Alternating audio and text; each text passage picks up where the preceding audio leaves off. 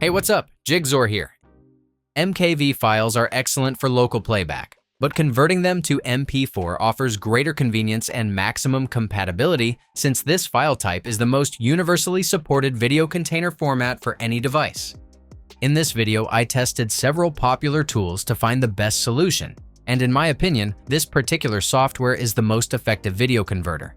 Let's go. If you need to change the format of your videos for compatibility reasons or to optimize them for specific devices, this tool is probably the best one for you. It's incredibly easy to use, and it supports a wide variety of file formats such as MP4, AVI, and MP3. It also offers flexible video quality, ranging from standard definition to 4K. Unfortunately, I haven't found free software with the same comprehensive functionality as this tool. Stay tuned, though, because I'll share it with you once I find another good program. Are you ready to give it a try? You can use my link below to download the program directly and receive the best available discount. After you've installed the software on your computer, navigate to the Video Convert menu in the main interface. Click Add Files to choose files for conversion individually, or choose Add Folder to upload an entire folder of videos for bulk conversion.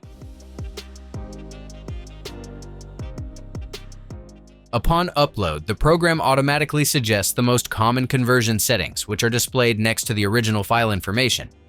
But for more configuration options, click the gear icon on the target file. As I mentioned, the software lets you convert to various video or audio formats and even optimize for specific devices. Alternatively, you can click Create Custom to define your preferred quality and properties like encoder, frame rate, resolution, or bit rate.